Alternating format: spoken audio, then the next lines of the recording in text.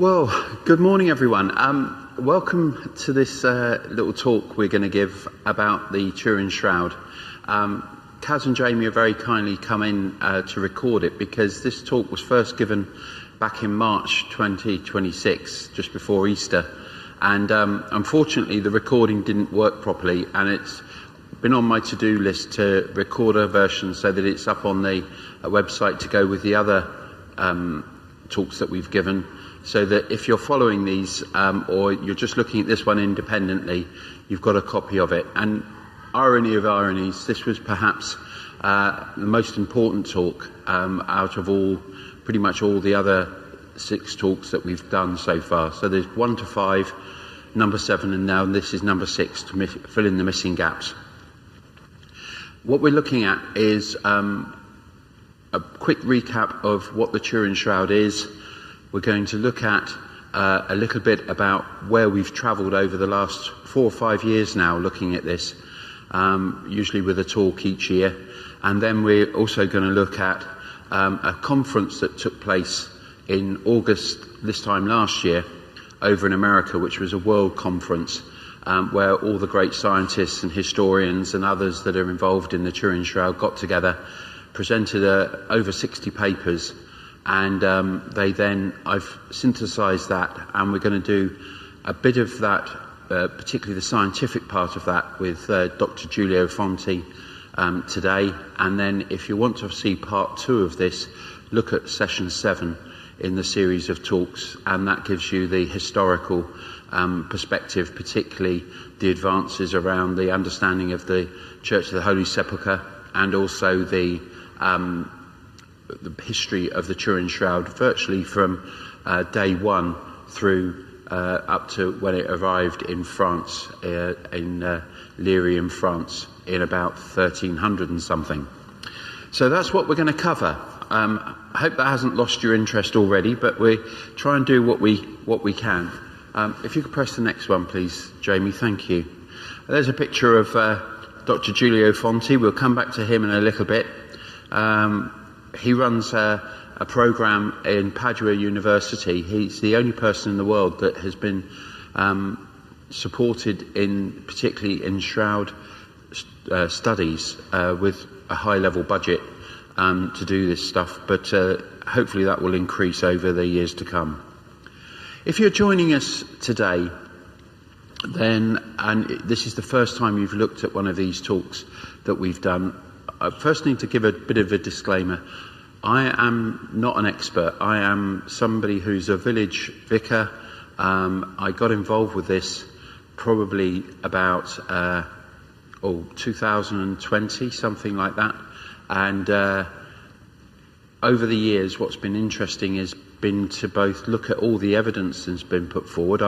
I started as a total skeptic, I have to say. Now I would say I would find it very hard to understand. For me, it's more difficult when people are talking to me. I say it's more difficult for me to think of how a person could fake it than it would actually be if it was original.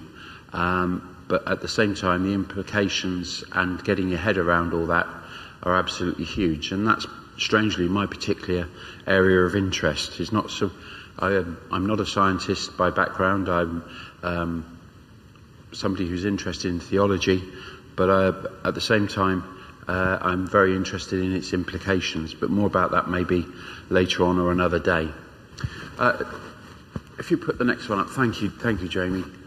What is the Turin Shroud? For somebody who's just starting out, often people who speak about this do 2 or 3 seconds on it.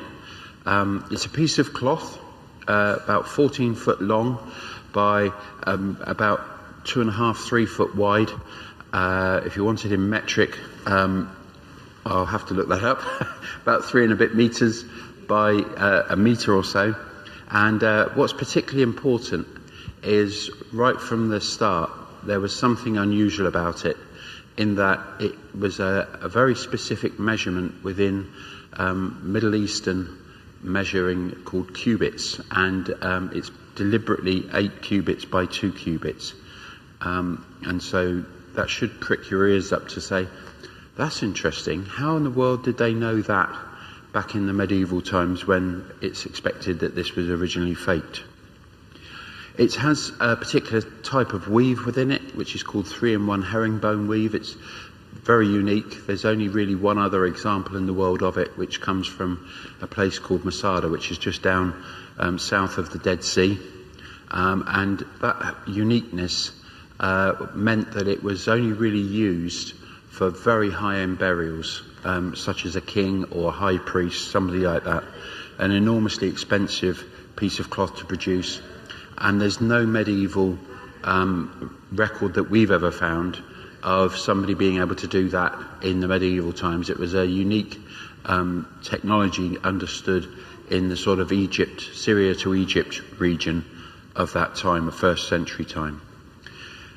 Another quite unique thing, and we do a couple of unique things. People think that the Turin Shroud the image on it is simply through the whole piece of one of the fibres. If you take a pack of spaghetti and open the top and pushed it down and you held it end on, the image actually is only in the top 2 or 3 what they call fibrils, 2 or 3 very, very fine strands, about 1/100th of a hair width, in the top 2 fibres of this of each fibre of the Turin Shroud. And one of the big questions is, how in the world could you do that if it was dye, pigment, or made by a human hand? It's so fine, it's so unique, and to make it even more complicated, it's not just on the top of the fibre, so that people would think that was maybe like sunstroke or bleaching. It's actually around the whole of that fibril within the top 2 fibrils. We'll have to come on to that a little bit later, but just to give you an idea of what we know as evidence. And we have, like with all the stuff to do with CSI and police investigations, we have the level of technology and microscopes and everything else these days to be able to look at these things. And that's one of the big challenges, actually. The more science develops, the more the Turin Shroud seems to be standing up rather than falling down, which is quite strange. Let's go back a little bit first of all. Next one please, Jamie, if that's all right. What do we know? What we do know is that this piece of cloth emerged for definite in 1355 in a place called Léry in France with a gentleman called Geoffrey de Charnay, beg your pardon. And his wife was connected to the Knights Templar and has a history back to another famous knight in 1201 who, it's believed, took the cloth from Constantinople to Léry in France and the home of Geoffrey de Charnay. Really roll that all the way on, and in 1898 a gentleman called Secondo Pia was the first person who ever took a photograph of the Turin Shroud, and when he did so, he literally dropped his big photographic plate. Given the level of technology he had in those days, it's quite remarkable the quality of the photo that he was able to take. But when he took the photo, he nearly dropped it because of a very strange thing and we're going to look at a number of strange things that happened. One of the strange things was the Turin Shroud turned out to be a negative image, a bit like a photograph. And so he was taking a photograph of a photograph, and that photograph of a photograph gave you a positive image. So something that's very, very faint on the actual original Turin Shroud suddenly came into sharp focus with these black and white pictures you can see here on the right, as suddenly the person in the shroud, if you like, came to life or became more easily seen. Last bit on this slide, because these are the sort of the key big dates. So 1355, we know the shroud existed. it would be debate. Those who believe it's a medieval fake would say that was when it first appeared as a fake. Then 1898, the first photograph and the beginning of scientific examination of the shroud. Then you roll it on to 1988 with a big worldwide study where it was the first time really on a very public level that carbon dating was used. And they did it in 4 or 5 different places, different centres around the world. And there were, even I can remember, I wasn't a Christian then, but I can remember the headlines: Turin Shroud is a fake, dated to 1260 to 1390. And carbon dating proves it. Carbon dating is used a lot today for historical work and also forensic work. Who's ever heard of carbon dating being wrong? But so it was immediately then world headlines, and it did very well for carbon dating. That's why it then became very famous. But at the same time, not so good news for those who wanted to believe the Turin Shroud was authentic, because it seemed to be the final nail in the coffin. And really, Turin Shroud studies stopped for the next 30 years. And that's where I was when I first started out on this. I thought it was a fake because of the carbon dating being conclusive back in those days. Next one, please. What I didn't know was that back in 1978, don't worry about all the dates necessarily, but just pick up the idea of what had happened. 10 years earlier, there was a much better scientific study of the Turin Shroud that was done by a group of scientists, world-renowned scientists in their field, mainly from a place called Los Alamos in America, where they do a lot of the secret testing and stuff like that on all manner of things, from planets to space rockets to all sorts of stuff. And these particular people had come across some images of the shroud, and when they looked at them using their technology, were incredibly challenged by them. At the same time, they managed to get permission, really the major last study which had complete access to the Turin Shroud. So that's over 50 years ago now, or nearly 50 years ago. And they were able to have the shroud for 5 days. They treated it with great respect. They were non-invasive, really, and they brought the very best of technology, the very best of minds to it. And they thought, many of them, they weren't all religious people. They were many different backgrounds. One particular gentleman who became famous, called Barry Schwartz, who was the photographer for the whole thing. He was Jewish, and he thought he would be finished by lunchtime and spend 4.5 days in Italy, having the greatest of times. It changed the rest of his life for the next 25, 30 years. He spent really every day talking about the shroud, either in talks, setting up the world-renowned website on shroud studies called shroud.com. If for those of you who might be real interested in this, it's got the most comprehensive library of ongoing papers, and it continues to be updated today. So that was called STIRP. 5 days, 24 hours a day, 120 hours, probably around about 100 different experiments that were done on the shroud. UV, X-rays, pollen samples, all manner of different things, looking at the dust samples, looking at all manner of other things. High-level investigation, but without damaging the shroud. The next thing is to look at something called the Sudarium of Oviedo. Don't worry about necessarily the name, although it does help to know it, to be able to specifically mention it, but it's the head cloth. If you go to John's Gospel, chapter 20, what you find is John is very specific that as well as the burial cloth, what some believe is the Shroud of Turin, there was a separate head cloth which measured about just under 3 foot by 3 foot. It doesn't have an image on it. It's purely blood stains that would have actually been used to hold the head of Jesus when he was on the cross after he died. It would have been used to hold in the blood and everything else, because a person, even if they were killed by crucifixion, was considered holy in the Jewish tradition, and their blood was holy.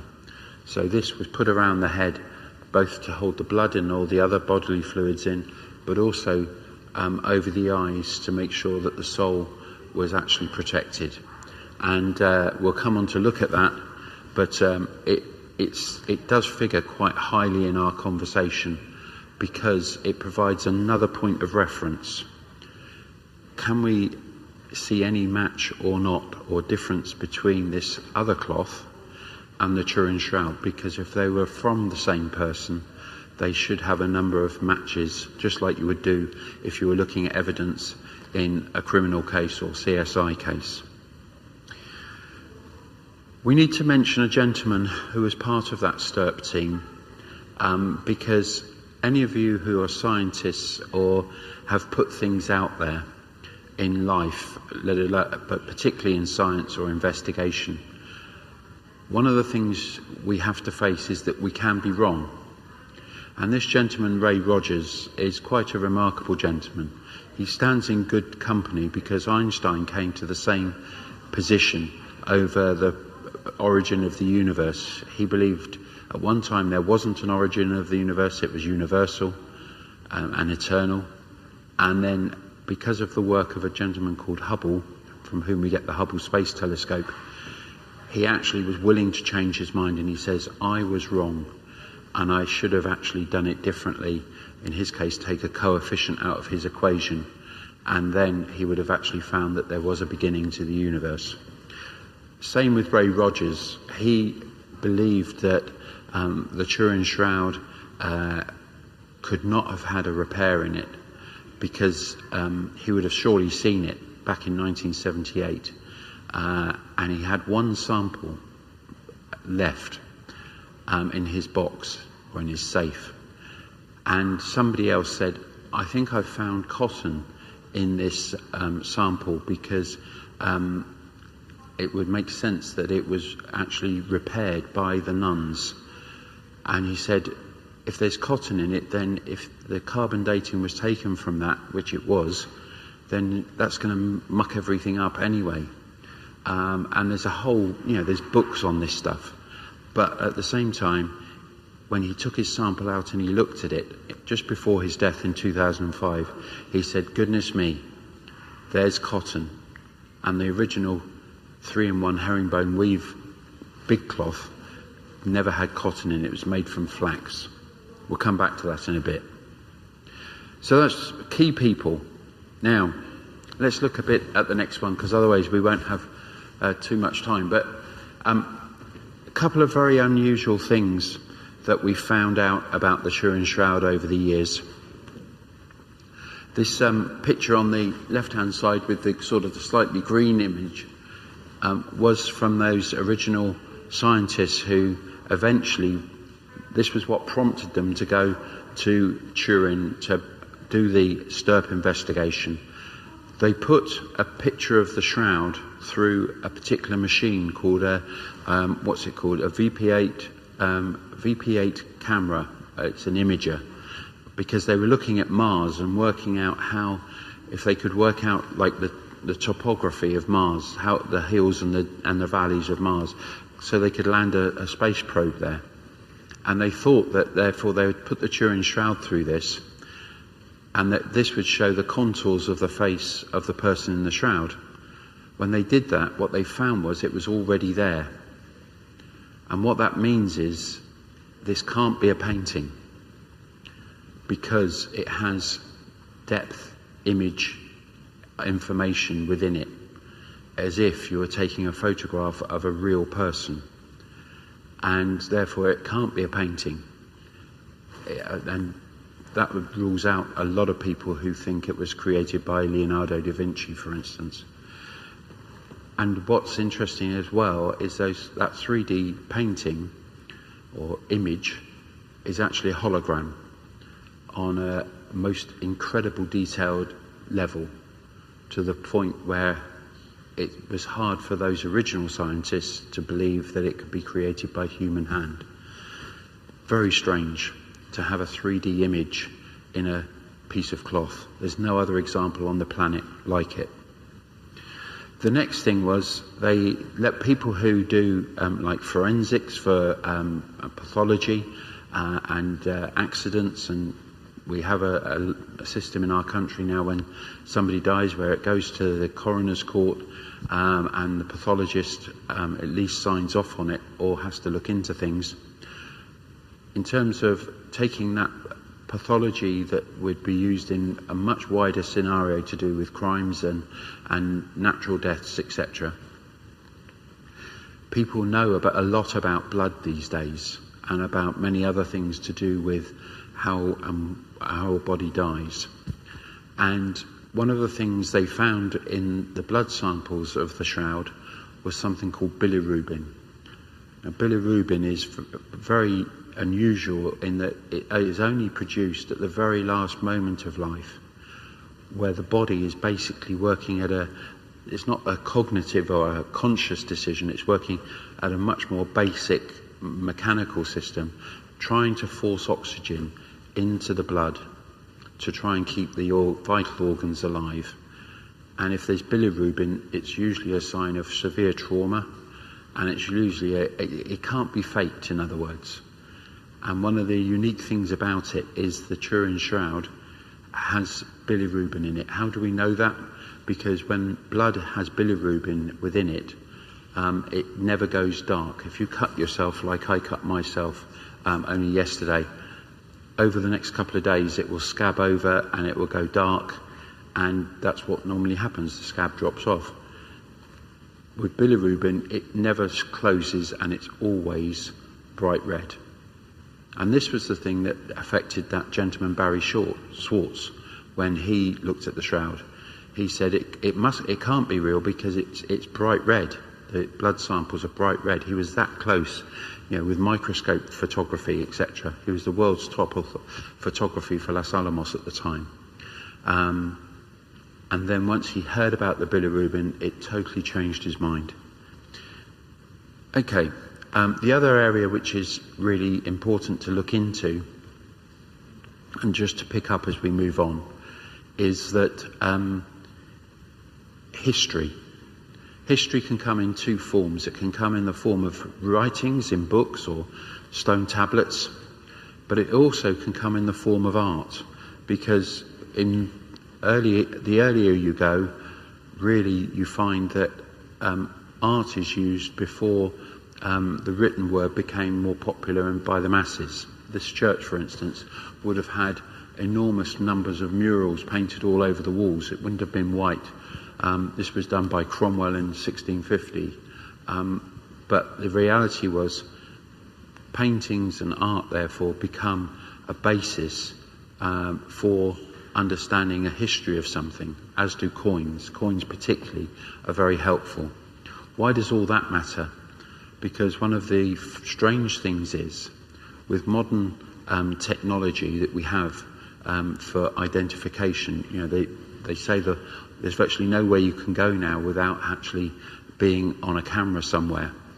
You don't have identity parades in police stations anymore. What you have is a photographic image of somebody, and you compare it with the image that you then take from the scene of a crime or from video footage or whatever, door cam footage, people's phones, etc. And the level of technology they have on computers, they overlay one with the other, and in the process they can work out if there's enough points of agreement. They call them points of congruence. Enough points of congruence, say 30 or 40, then it has to be that person in the photograph is the person on the video or the door cam and the person at the crime. When you do that with the face on the Turin Shroud, and a very famous painting that is sort of the springboard for a whole range of paintings that really carried on, well, till today, all over the world, called the Christ Pantocrator. It comes from Mount Sinai, where Moses in the burning bush story there's a famous monastery there called St. Catherine's. This famous painting called Christ Pantocrator, we can date it to 550 or thereabouts because of other evidence. If you put these two the painting and the Turin Shroud together, there's over 200 points of agreement. So anybody who's a sort of a gambling person or whatever, the chances of this not the painter of the Christ Pantocrator painting not having access to the Turin Shroud, I think, is greater than the number of people on the planet. So it's over 8-9 billion to 1. Now, I'm not necessarily a gambling person myself, but I think we have to try and take this into account, that it's highly likely that if the person started simply with a blank piece of paper, they could not have come up with the painting of the Christ Pantocrator. They would have had to have had an image of the shroud to do it. Or, of course, you could say, well, the shroud was created based on the painting. That would work in terms of timeline, because this is 575. The belief is that the shroud, by carbon dating, was a medieval fake. However, the difficulty is the Turin Shroud is done the other way round. Normally when you do a painting, I'm not an artist, but I know my wife loves painting. She draws an outline of what she's hoping to paint and then takes the paint and paints in the gaps. What we know for definite is that the shroud is the other way round. All the filling was done first with blood and other evidence, body fluids, etc. And then the image came afterwards, because of the fact that there is no image on the areas that have the blood stain. So the blood stain had to come first. So the painting had to be... Who's ever heard of a painting by numbers where the image is perfect, but actually the filling is done first and then all the lines and numbers are added afterwards? It doesn't make sense. But there's a lot of things that don't make sense when it comes to this. And also the number of points of agreement far exceed on the shroud, even with the Christ Pantocrator. So the Christ Pantocrator painting is a simplified version of the shroud, not the other way round. So a difficulty if we're going to believe it's a medieval forgery. Moving on, we're nearly there with getting through. This is the introduction, folks, but this is some of the stuff that we've been looking at over the last however 5 or 6 years, and then I'll do a quick bit of update. The last one on this little section, if you like. Where did we get to on the STURP team? The biggest, and perhaps I would suggest the most professional of all the scientific examinations of the shroud up to most recent times.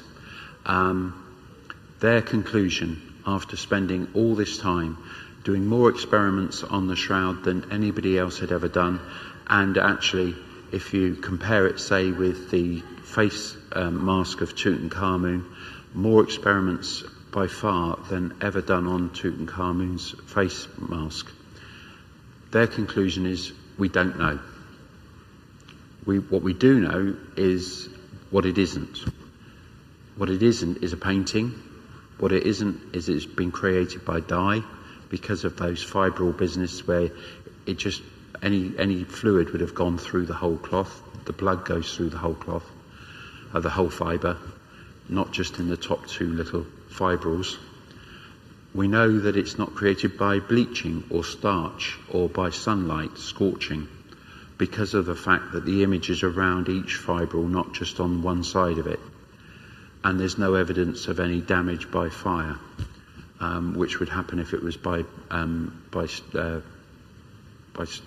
burning, by scorching. There's no carbon.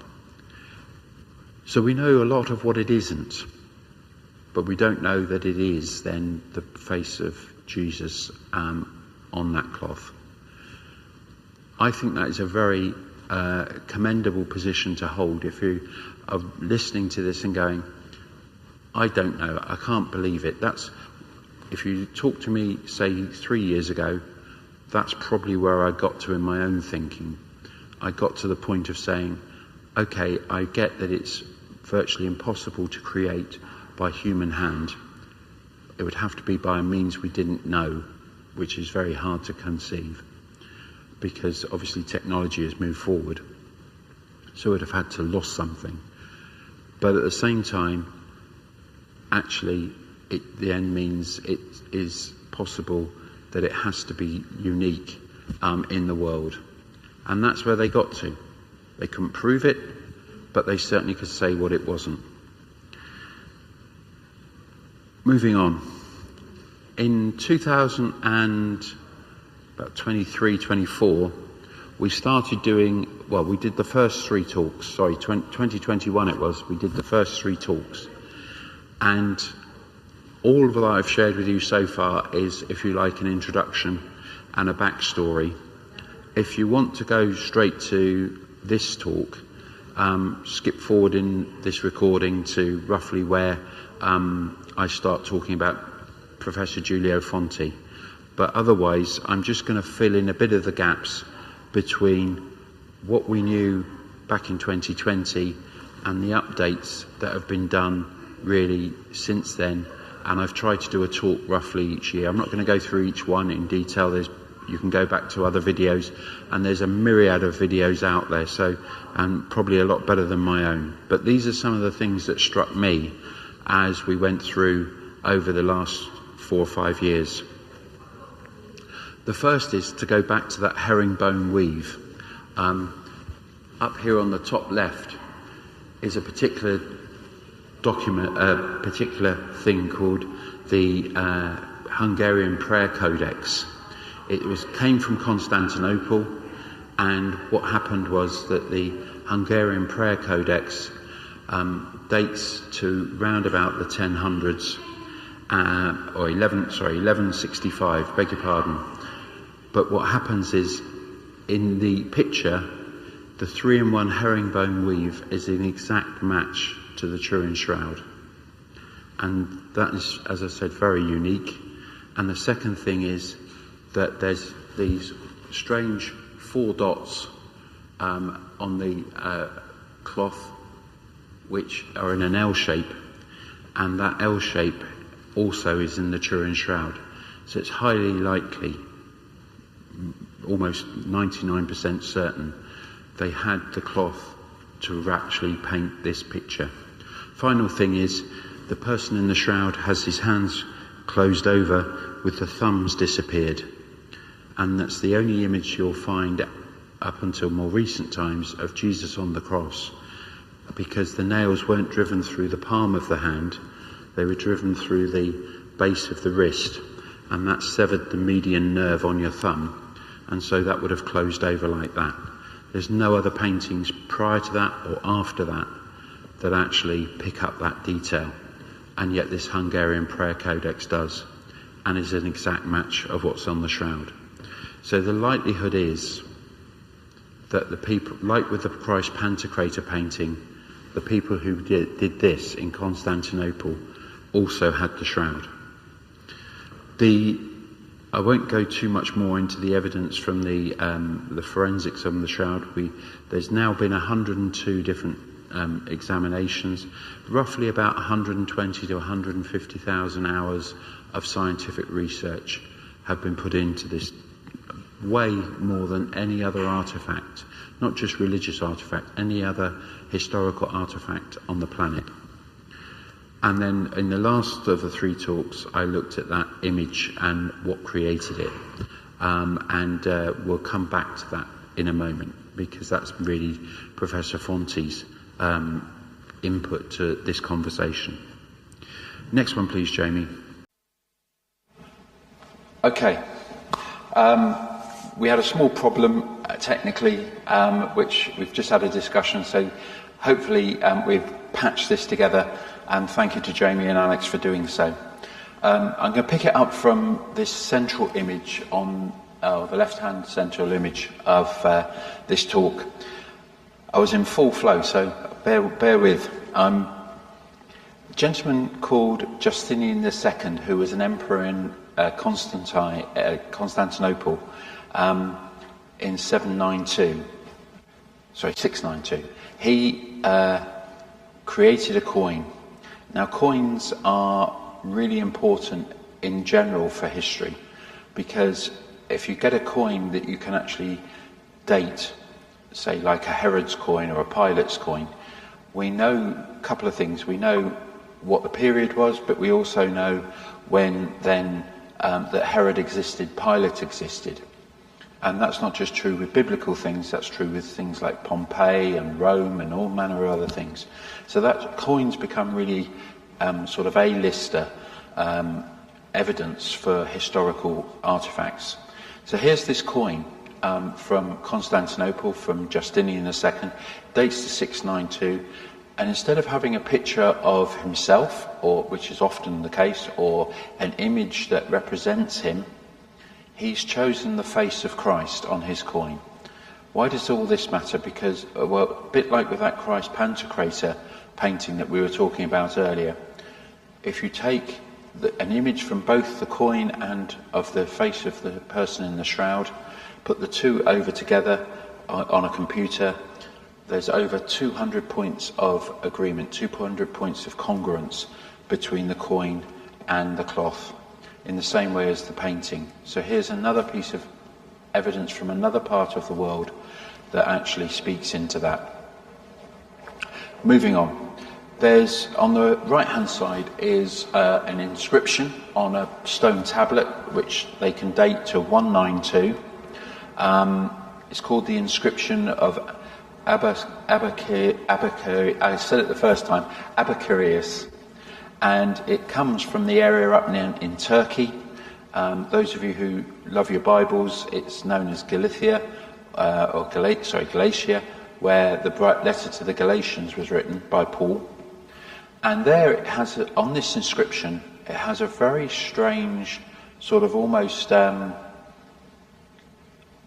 poetic, sort of image-based writing. If you're going to go to the trouble of writing an inscription, normally, because you're paying by the letter for some sculptor to actually engrave this, it's usually words around facts about the person, or that they were, I don't know, Pilate was the person in charge of this area of Israel at such and such a time, or Herod was the king. It's very unusual to come across an inscription that is so poetic. And it says this: "Here is the fish of exceedingly great size, which possessed wine of great virtue, that was mingled with bread." Here is the fish of exceedingly great size, which possessed wine of great virtue, that was mingled with bread. Now, to anybody else passing by, that probably doesn't make any sense at all. But for those of you who know your Bibles, and indeed church life, what is the bread? The bread is Jesus, because of communion. What is the wine of great price? Of great virtue, sorry. It is the wine of communion. So clearly this is not necessarily words that are not without a basis. What is the image of a fish of exceedingly great size? Well, you would think about the story of Jonah and the whale, and that Jesus used that story to say, in the same way as Jonah was in the belly of the fish for 3 days, he would be in the belly of the fish and would be raised by God after 3 days. So here's something about Jesus, here's something about his purpose here, as bread and wine. Here is something about his resurrection. And of course, what scholars then have said is, actually there is something called the discipline of the secret. We'll look at this a lot more when we do Jack Marquardt's work in session 7. But very simply, it's almost like an underground code. Those of you who love the book, The Da Vinci Code, if only Dan Brown had looked at this rather than 4th century Gnostic texts about Jesus. Although the book was incredibly interesting, because we all love a subversive story, and plays into all our beliefs that things are clandestine.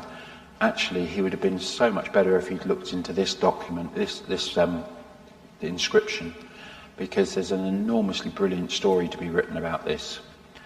The discipline of the secret seems to be the secret code that was used, the French resistance used secret codes to move people or to move things around under the noses of both the French people and the German Gestapo. Same in this. The Turin Shroud, if it is the genuine article, would have been highly controversial to a Jewish person, because it was an image of God and therefore it was blasphemy, punishable by death. If it was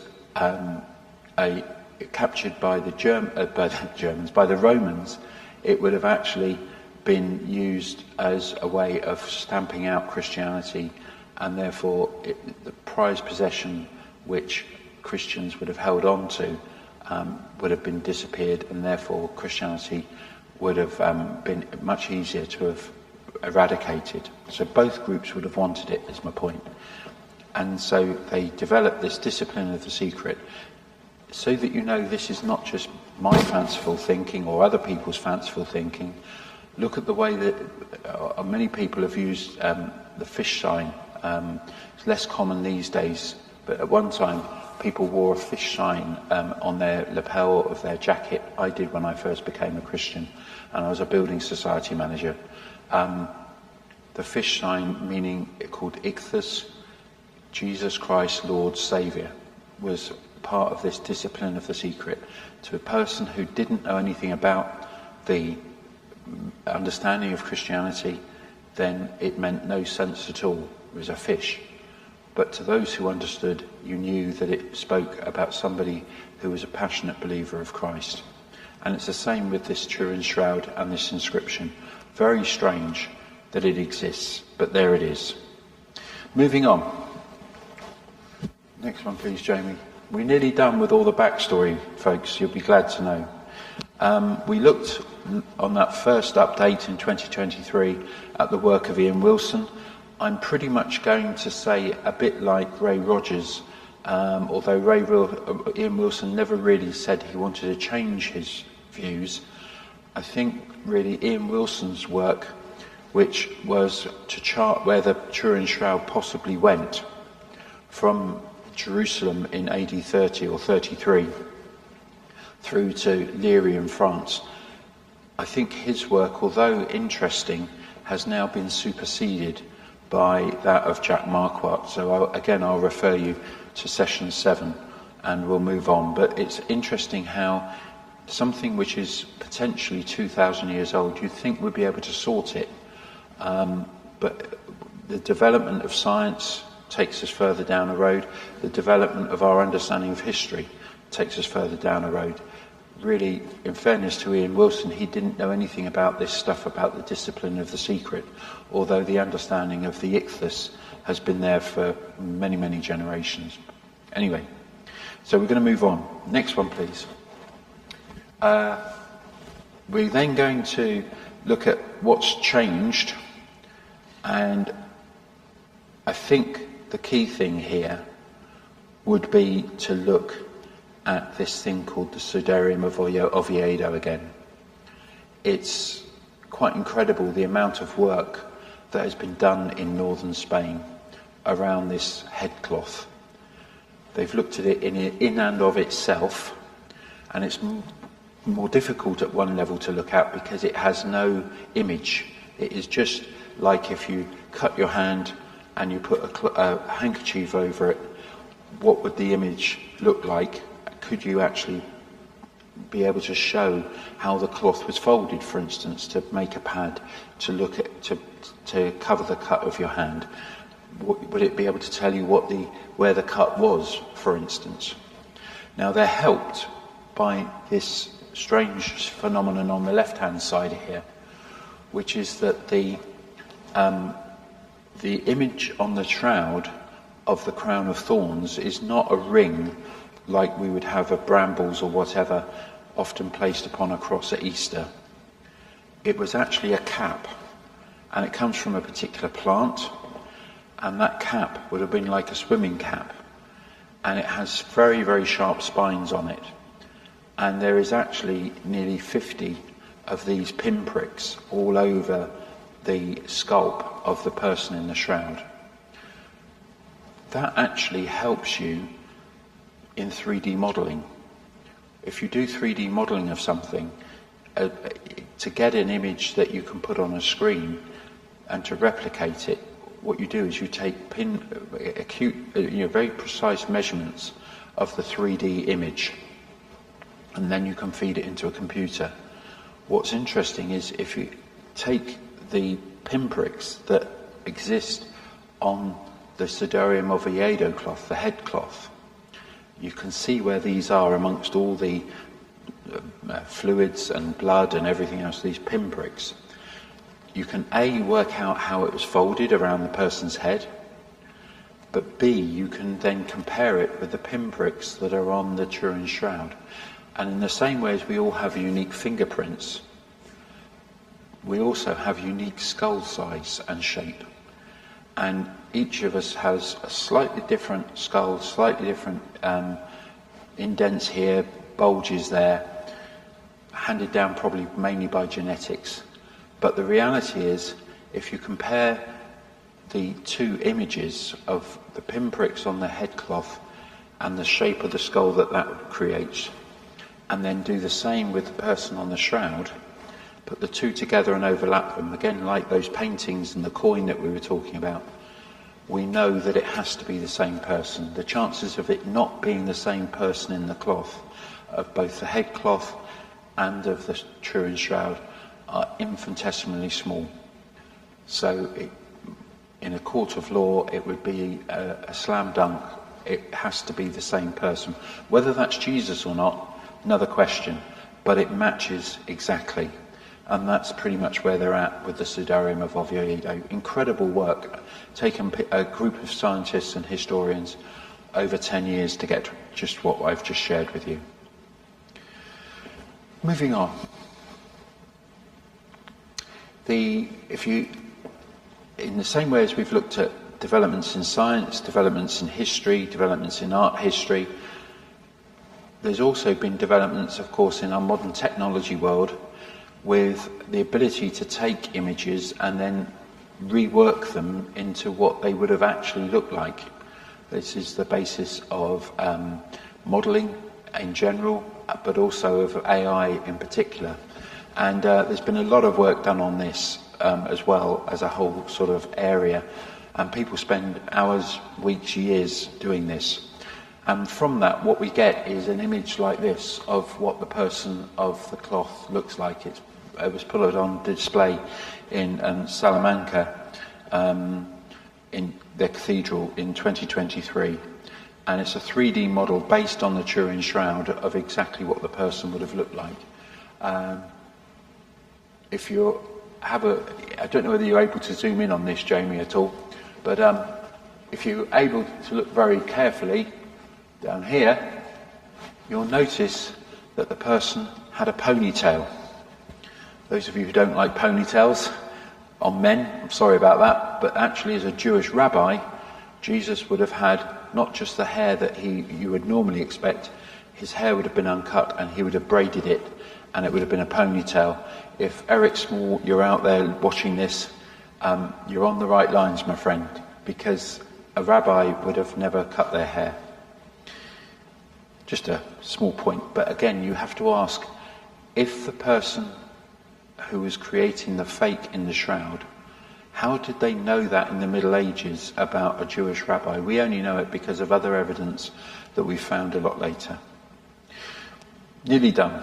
Right, we're going to whiz through a couple of things. Here's Jack Marquardt's book, as I say, covered in session 7, his history of the shroud. He can pretty much now date it from AD 30 to 57, going from Jerusalem up to Antioch with Peter, and then from Antioch, after about 574, it goes up through to Constantinople, and all sorts of things going on there, which we'll look at in the next episode. Next one, please. Here's the work on by Giulio Fonti and others on that Byzantine coin of Justinian II, There's lots of backstory on that if you're interested, and how and why it has to be the same person. Next one, please. Here's the update on the Sudarium of Oviedo.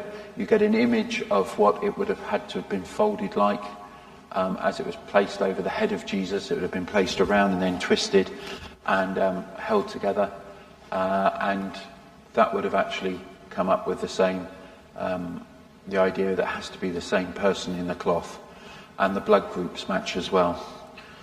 Next one, please. In episode 7, we look at this wonderful moment where the inside of the Church of the Holy Sepulchre, there's this very strange building called the Edicule.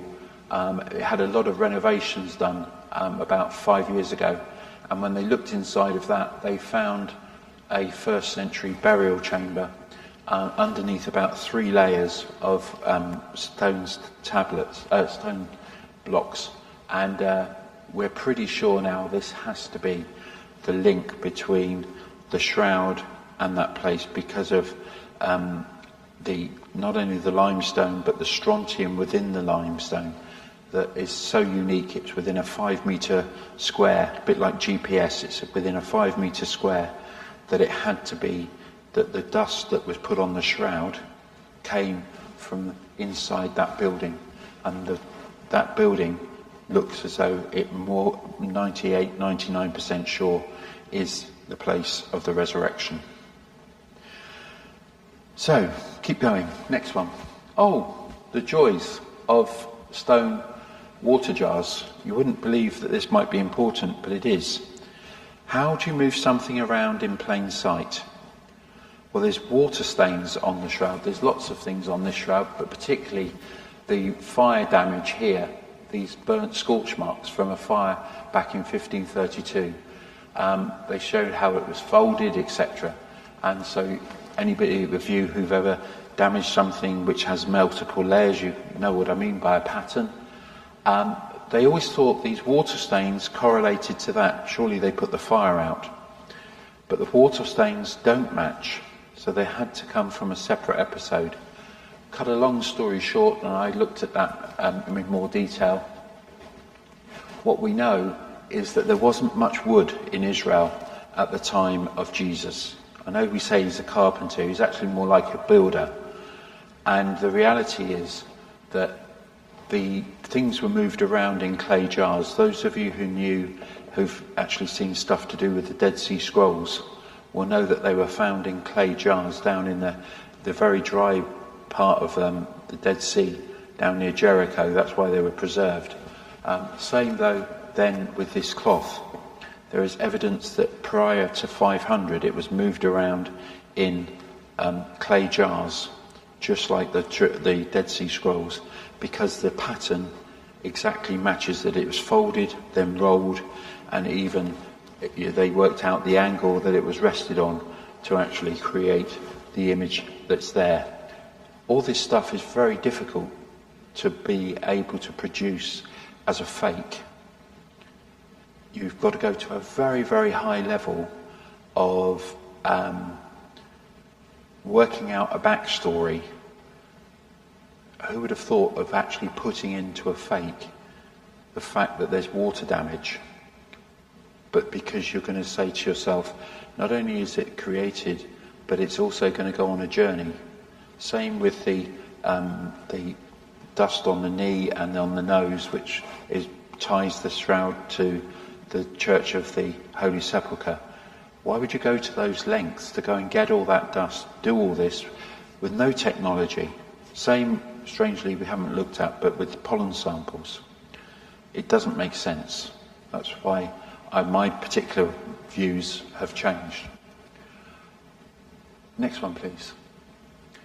So, let's go to the business of the carbon dating. Now, there are whole books written on this. A guy called Joe Marino in the top there has written quite an extensive backstory to this carbon dating that took place in 1988. He has shown, to be honest, what a poor piece of science it was.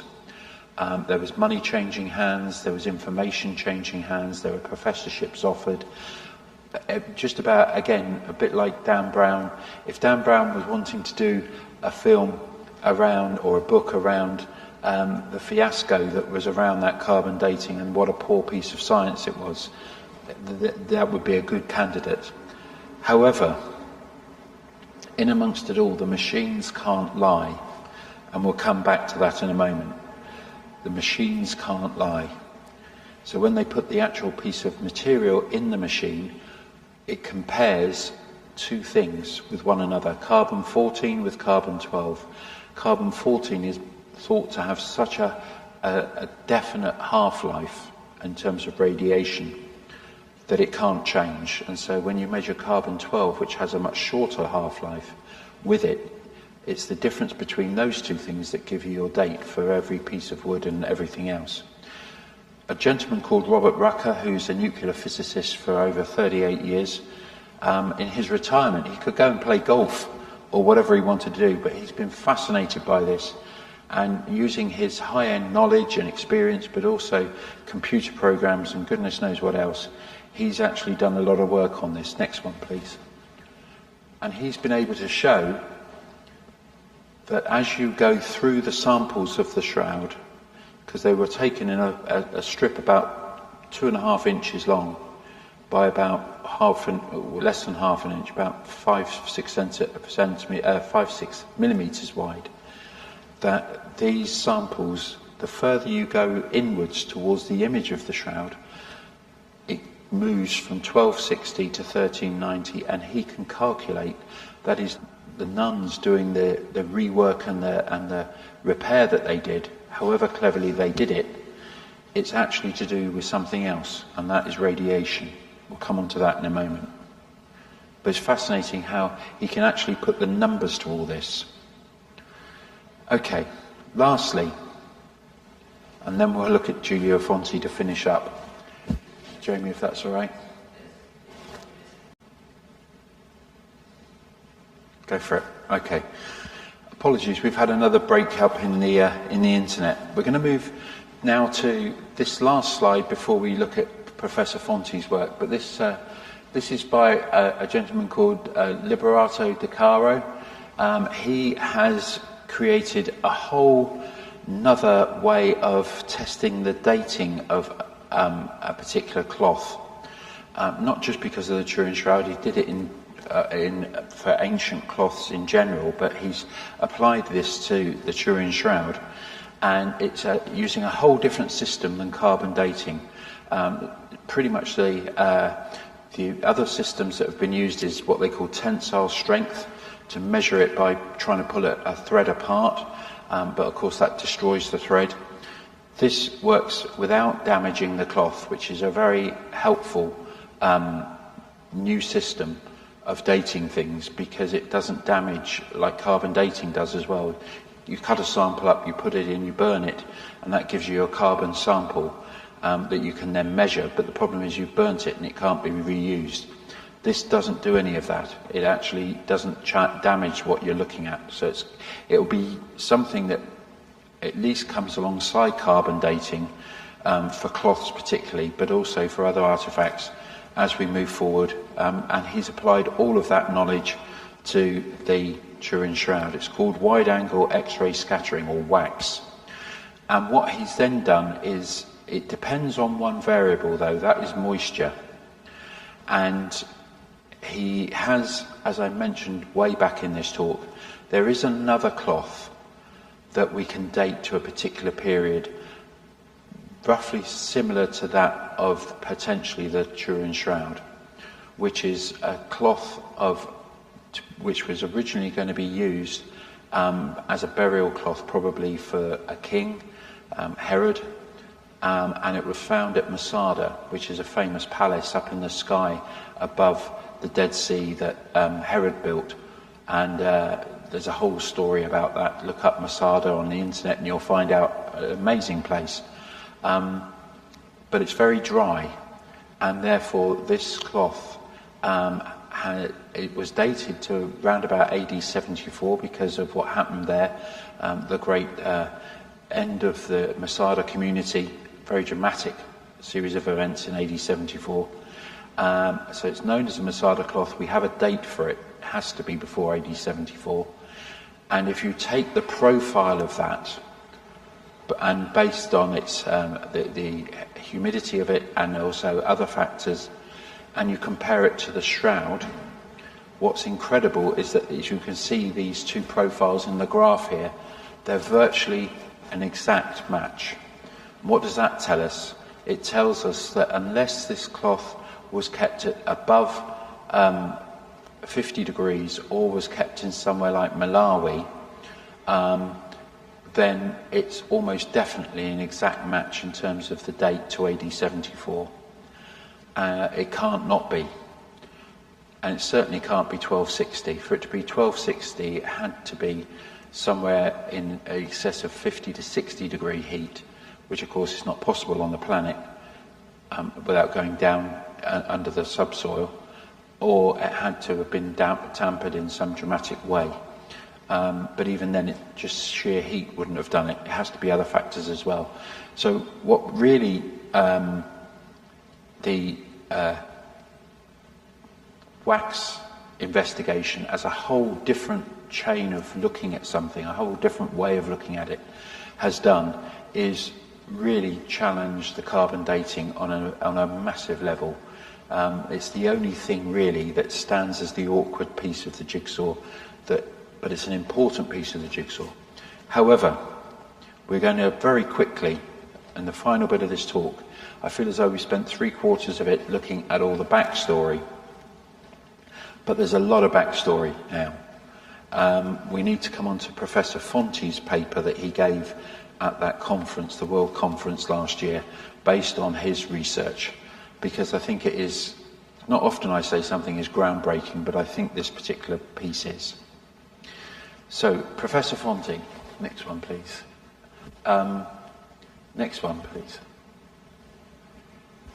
He started by going to a very simple place in his head, which was to say, if the Turin Shroud image is an image that is not made by paint, not made by dye, not made by scorching, not made by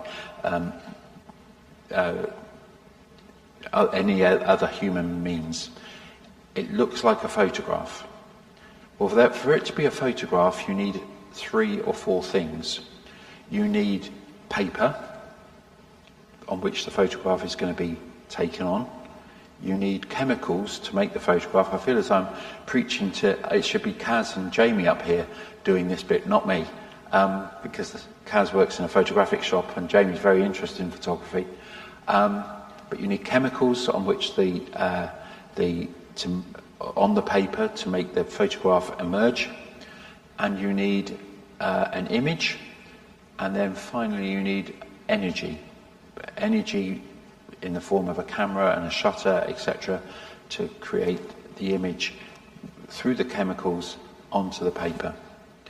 So he took all those, and he got then really quite engaged with something called tight wrapping. This is to do with the paper, this is to do with the cloth.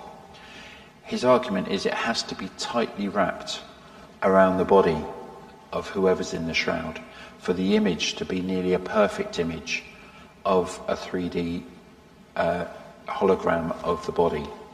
And this would be so if the body was not, the cloth was not only draped from the head to the foot, but it had at least 2, possibly more than 2, bindings around, just under the chin and around the ankles, possibly 1 under the knees, possibly 1 just in the nape of the back, that would actually help the face, for instance, to be tightly wrapped. And next one, please.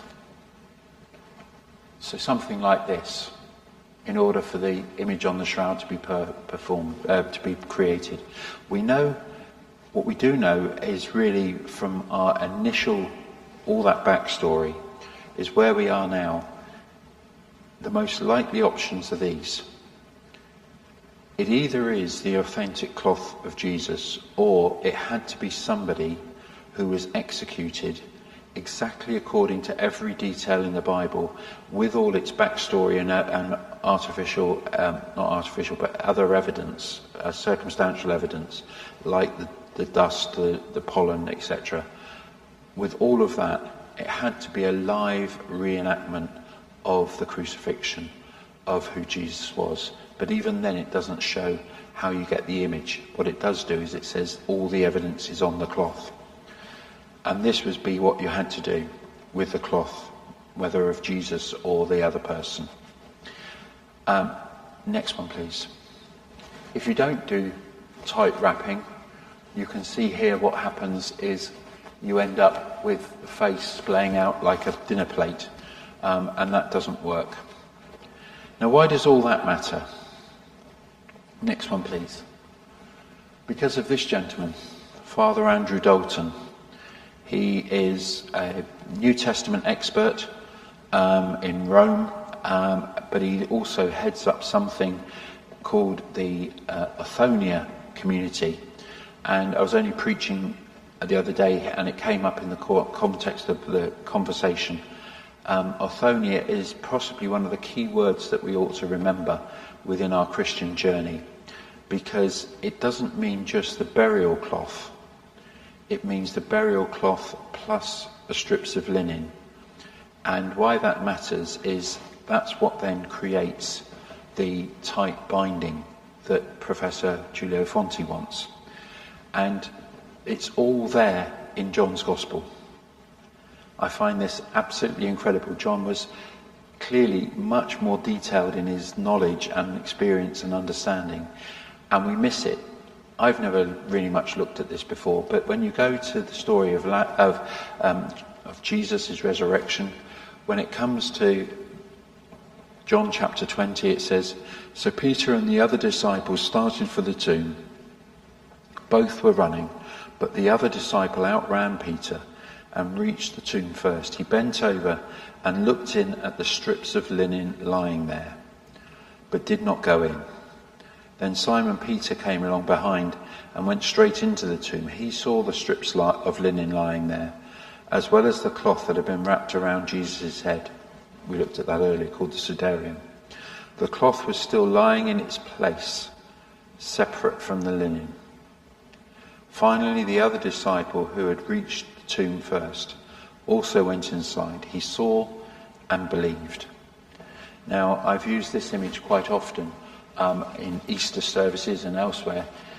What we often imagine that what John saw was the wonderful bedsheet of Jesus lying as if he'd just got up that morning, and actually everything was good.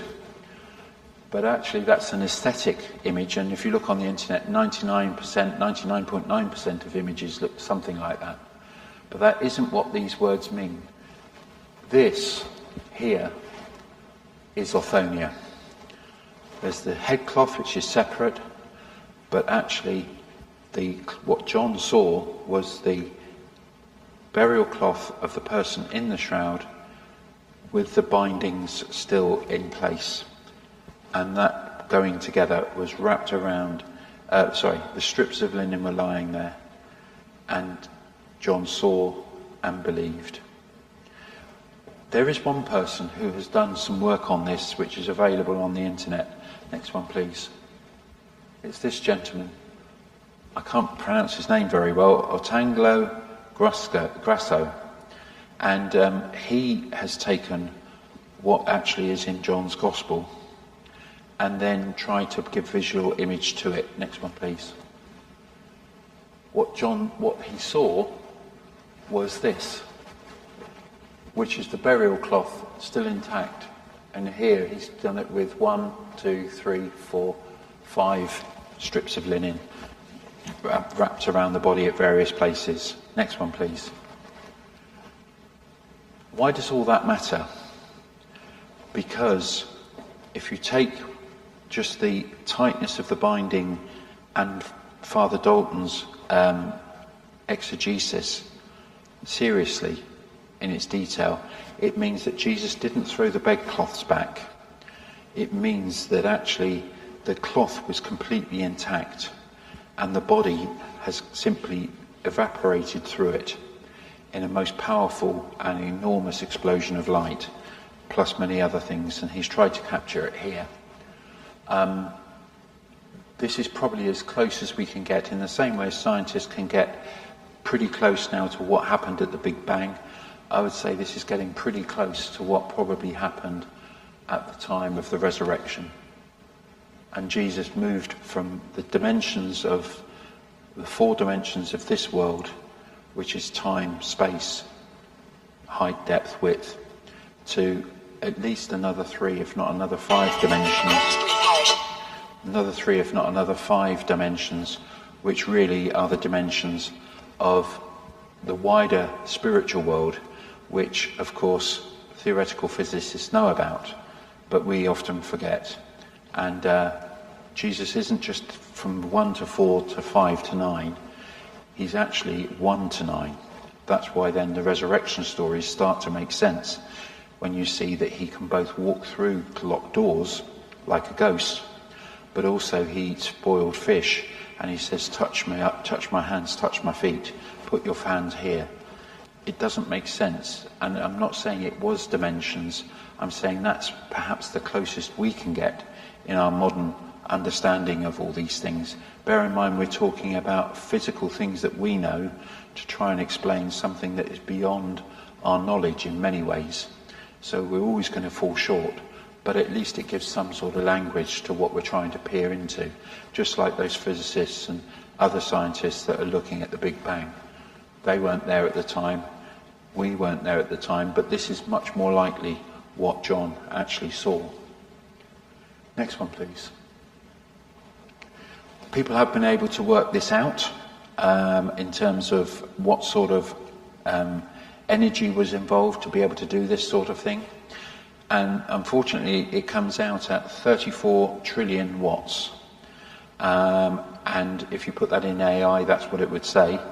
And that 34 trillion watts, unfortunately, we don't have enough energy on the planet to be able to do it. So that's one of the difficult things that we've still got to try and get our head around. No wonder, next one, sorry, Jamie, nearly done now. No wonder dear old Giulio Fonti dropped his plate, or nearly did, when he looked at this. I'm going to come on to a couple of other things, and then I'm going to really bring it all together. Just hold that image in the back of your mind, though, 34 trillion watts as an energy source. Next one, please. We talked about the paper being the shroud cloth, that actually that would provide photographic paper. What about the chemicals? This is where it gets very interesting again. Giulio Fonti was able to examine on this right-hand side all the actual marks of over 500 scourge marks that are on the body with the latest level of microscopes. And he's able to colour them by dating when they were done, who they were done by. There were 2 people who carried out the marks on the person in the cloth. They were different heights. One was from the left, one was from the right. However, when you do that, particularly around the area of the kidneys, you can see that the kidneys have been punctured. Why does that matter? Because then it would have produced an enormous amount of body fluid, because the kidneys weren't functioning anymore. And so the person in the shroud, at least, had produced a lot of what's known as urea. And then also, along with that, you've got the flax from the cloth, which actually meant that there was that it also produced a chemical. And then thirdly, next one please, Jamie. Oh, sorry, this one is an indication. It's the only painting of somebody taking those 500 scourge marks to mind. Any of you have seen the Mel Gibson film, The Passion of the Christ? Even that, however horrific that is nothing compared with what this body would have looked like. As you can see, if nothing else, that it was almost just pure red of blood because of the amount of damage that was done to the body. And the person on the shroud would have bled to death even if they hadn't been crucified. but to be crucified as well meant they were doubly dead, if such a thing can happen. The only thing that's wrong about this particular cross, but one can understand it, is that there's a loincloth. There would have been no loincloth, and the person would have been naked, which of course would have increased the humiliation of the person who died. But that gives you probably the closest indication of what Jesus would have looked like. Hello, Anne. In the cloth. Next one, please. So the next thing is the third ingredient to make the photographic film, and that is the aloes and myrrh. Now, in John's Gospel, it talks about Nicodemus going and buying, in the same way as Joseph of Arimathea goes and buys the cloth, Nicodemus goes and buys a huge amount of aloes and myrrh. And what Giulio Fonti's been able to show is that aloes and myrrh on that level are in existence on the cloth. That's the first time that's been able to be proved. To give you an idea, it's about £75, which would be roughly about £10,000 worth of aloes and myrrh. You've got to ask a question: what in the world was Nicodemus doing this for a criminal in the rest of the Sanhedrin's eyes? The answer is he saw him obviously clearly as something more than a criminal, as a king, or even more than a king. And it roughly equates to, if you imagine a bag of coffee, about 15 bags of coffee, but of epic worth, that he would have used. And strangely, my friends, those three things together make a perfect chemical for a photograph. Isn't that incredible? At one level, perhaps Jesus didn't think, he thought he could be resurrected without anybody noticing, but because of the wax on the cloth, on the linen, because of the urea, because his kidneys were punctured and produced a lot of fluid, and because of the enormous amount of aloes and myrrh that would have been used around the burial body before the cloth was finally tied. Because of those three things, we have the perfect environment for a photograph to happen. But you need one more thing. And if anything of this talk matters to any of you, this is the slide you need to see. You still need energy to produce a photograph. And Professor Fonti has got an incredible piece of kit which he's developed to look at very, very small fragments of evidence, and it's about 1 millimetre long. That's all he's got. But what he's got, of not just a piece of the shroud, but a piece of the shroud with blood on it. It comes from a particular sample that is genuine. So what we can't say is it's genuine to Jesus. What we can say is it's genuine to the shroud. And when he put that in this special piece of kit to look at and measure, he was able to realise that there is an enormous amount of beta radiation, 90 times more than background. Sorry, Jamie, next one, please. 90 times more than in background radiation. These figures up here, don't know whether you're able to zoom in on that, Jamie, but these figures up here are the groundbreaking piece of evidence. Background radiation is 11, and then as alpha radiation, but there's over 90 times more radiation in this sample. And how in the world did radiation get in the Turin Shroud from the 12th century? We weren't able to break the atom in terms of nuclear physics until Oppenheimer in 1932. It doesn't make sense.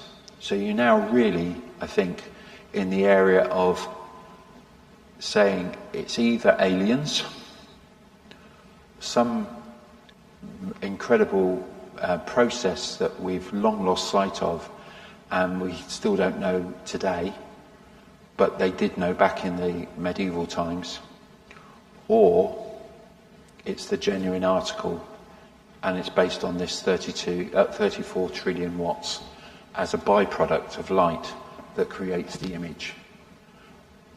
There's further evidence to support this. It's not just one particular bit. Next one, please. What's interesting is nitrogen, which is the a byproduct of,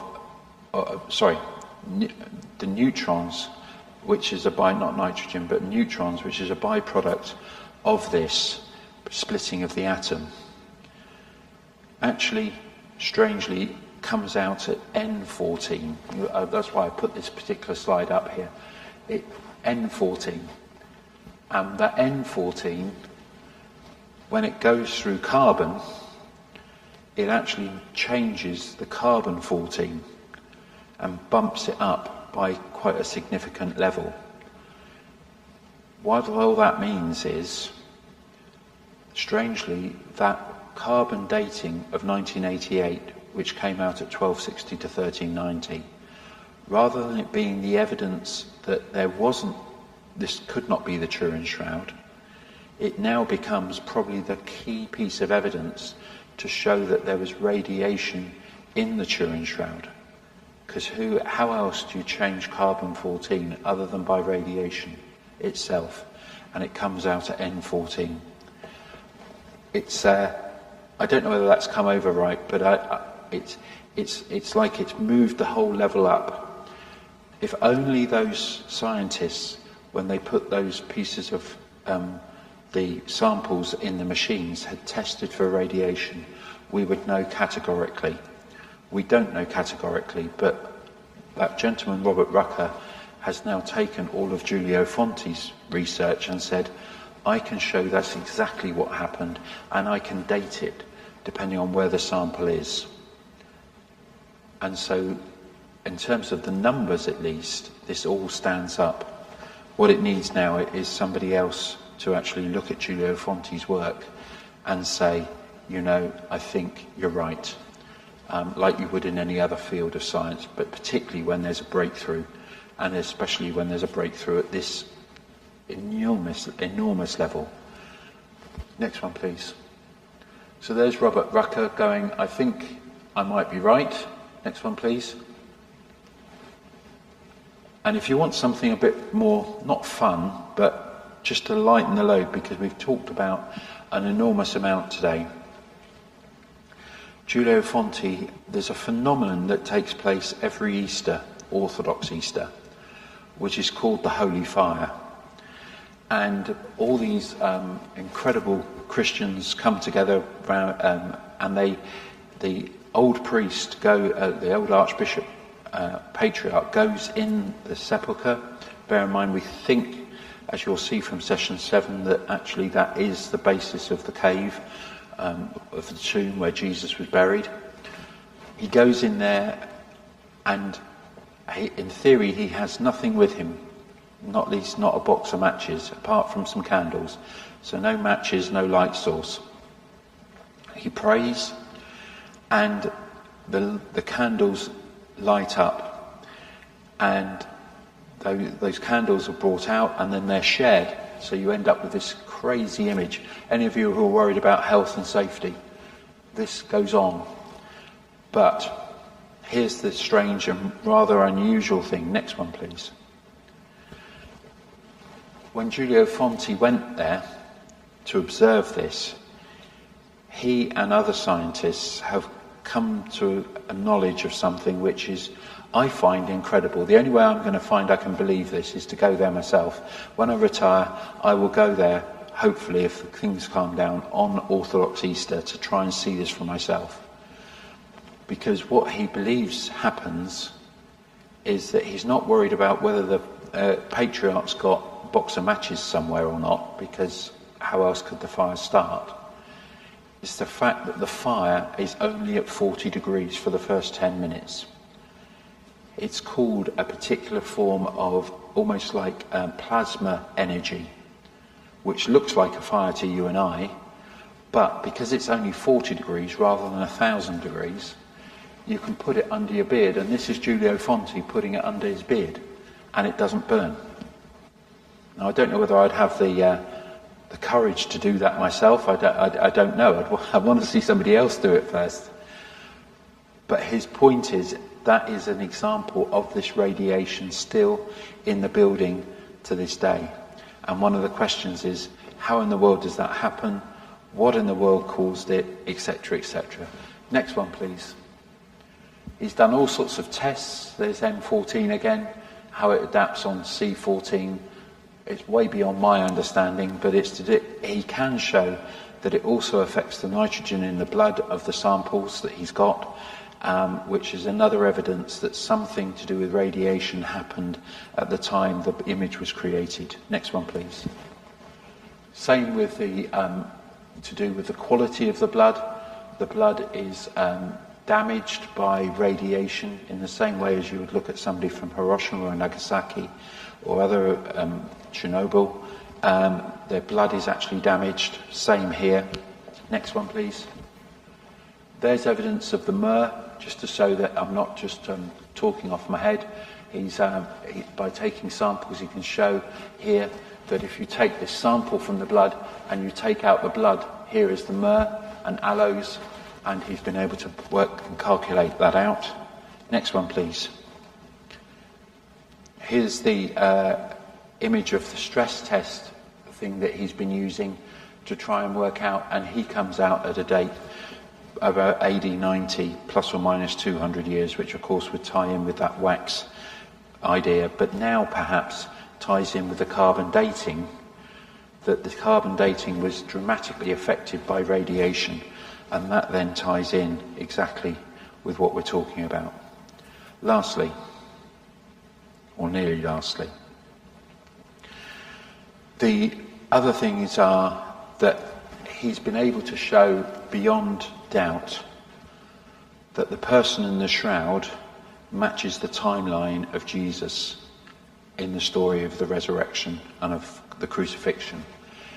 Because of everything else that he's examined, the amount of actual I can never say this word, cadaveric rigidity, the idea that the body has gone through rigor mortis, it is in a rigor mortis state. So it has to be after 48 hours that the image is created.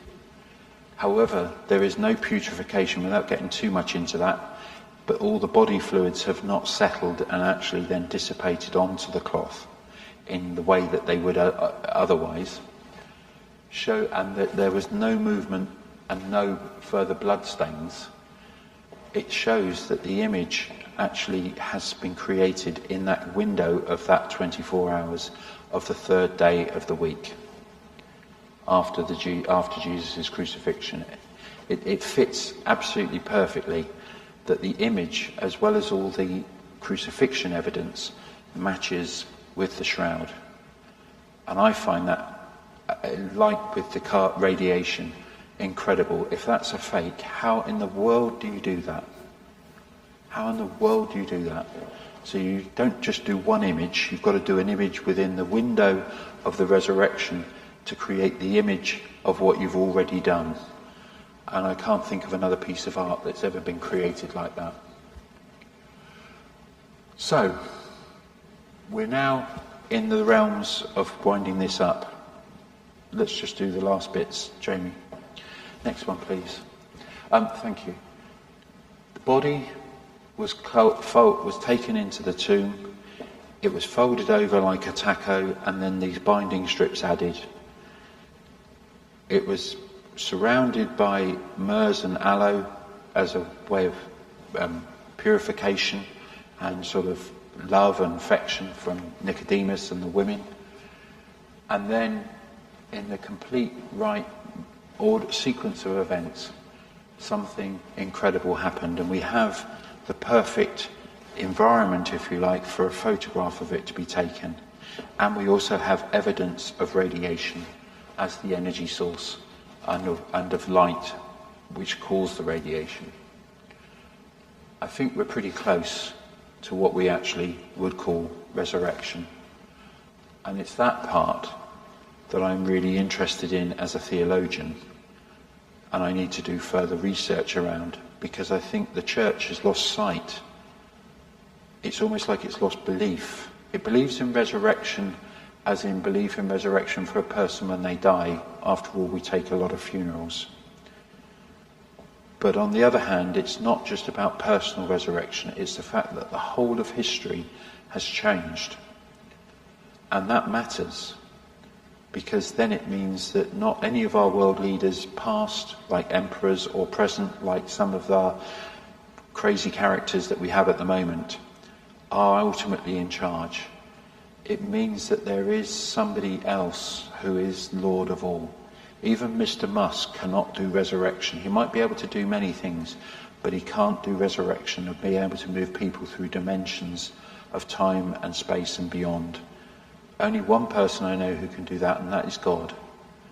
And it means Jesus then is sovereign, and not just head of the Christian community called the church. It's actually he's head of the worldwide universe. He is the Messiah, he is the Lord, he is the one who actually is in charge of everything.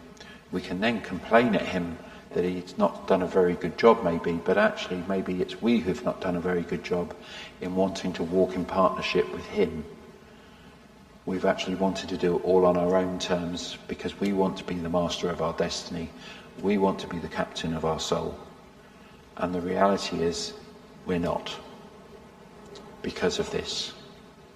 We can either, a bit like having a back garden, you can either say, it's all about my back garden, I'm just focusing on myself, I don't care about anything or everyone else, it's all about me. Well, ultimately, you can't blame God then if you actually leave the front garden and the front street in a vacuum that others fill with their own thoughts and thinking, or you also are absent at the resurrection of yourself because you've chosen to say, I don't want to accept the invitation. Ultimately, if this stuff is true, I still don't know, I can't prove it to you as in a mathematical proof. In a court of law, I think this evidence would, and they've shown that this evidence would stand up in a court of law. But it then still becomes a matter of faith to choose to want to be at the party, to want to buy into this, that you ultimately have a front garden, but it's not of your own creation. It's actually of God's creation and God's love. And I appreciate in our modern world that's a huge leap to make, but it's based on evidence. Evidence that will continue hopefully to develop. Professor Fonte's work needs to be ratified and concluded, but ultimately I think he might be right, and he's very close now. Next one, please. Last one is, how in the world, though, can somebody go through a cloth, even if you apply this amount of energy? And what he goes to is the molecular structure, and actually shows how in a molecule, the neutron, the electron and the proton are actually very small in comparison to the rest of the whole molecule. It's almost like a mini orb, a mini solar system inside each molecule, of which the planets are very small. Therefore, things can pass through other things, although you need a huge amount of energy to do so. But he's working on that. Lastly, so I wind up with this image. If this is true, a bit like that image of the Turin Shroud in 1988, this particular photo slide is probably the biggest news, not only in the life of the Turin Shroud, but in, I would say, the 21st century that there is. It doesn't look very exciting, but it's all to do with this beta radiation and 903, and finding a way otherwise of explaining that. If it was a fake, the person had to be a nuclear physicist and able also to have split the atom. The person had to have been able to do many, many other things. But ultimately, of course, you get further and further into the realms of improbability. The alternative, which is in a court of law, is what you would go to. What evidence fits the glove best is that, strangely but beautifully, this is the authentic cloth of Jesus, and resurrection is actually true. We'll leave it there, and we'll do the next one. Have a look at session 7 if you'd like to, if you like a bit of history and backstory particularly around the Church of the Holy Sepulchre, but also Marquardt's work. And we'll see what comes up over the next year. But Jamie, Kaz, thank you so much. Thank you everyone for joining us. Thank you for your tenacity and perseverance with the technology and the internet going up and down. But take those words, those numbers to heart. Either 11, which is background radiation, or 903. That's the headline for today. Thank you ever so much, everyone. Bye for now.